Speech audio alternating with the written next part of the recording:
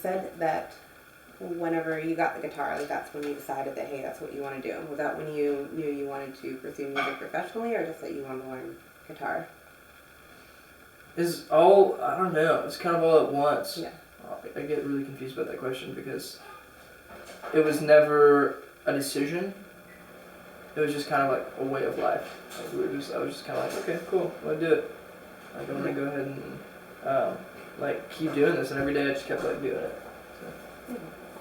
Yeah. What else were you like prior to that? Like, were you interested in any other things? Like, I know a lot of creative people are just kind of in lots of different directions and then focus on one.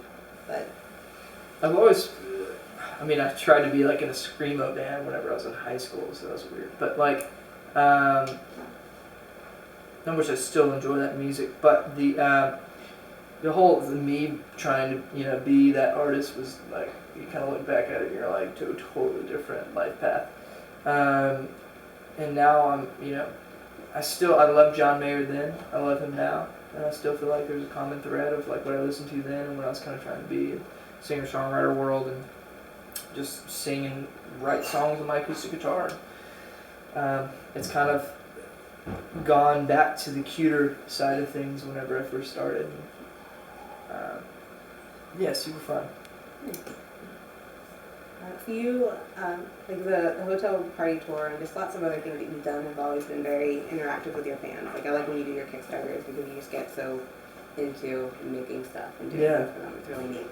Has that because that seems to be like a lot more than most other people do as far as like fan interactions, like it's kind of how is that shaping who you're becoming as a musician?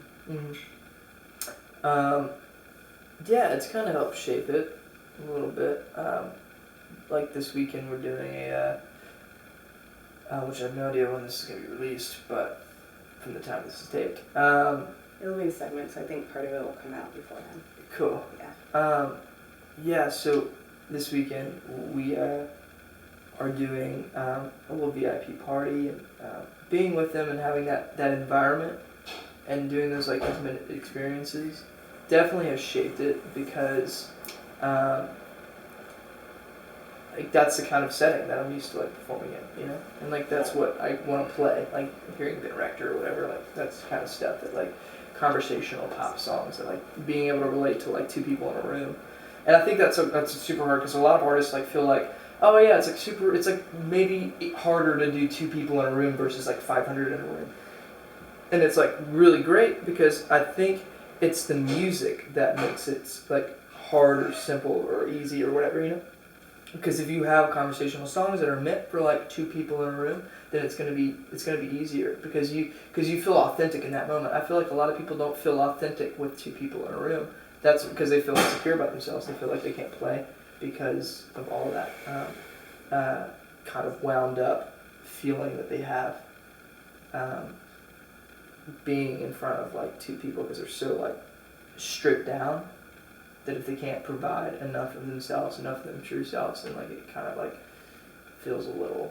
But if they have 500 people, it's easier to cover up that, the vulnerability and the so I think it's helped shape that, because it's like it teaches me how to be my true, like my songwriting is super like true to what just playing in front of a person and just sharing a song individually and letting them listen to that for what it's supposed to be listened to.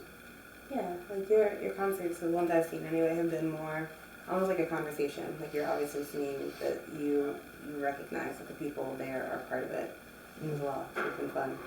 Is it difficult to just constantly, especially when you're on tour night after night, just be fully yourself? Yeah, it's super exhausting.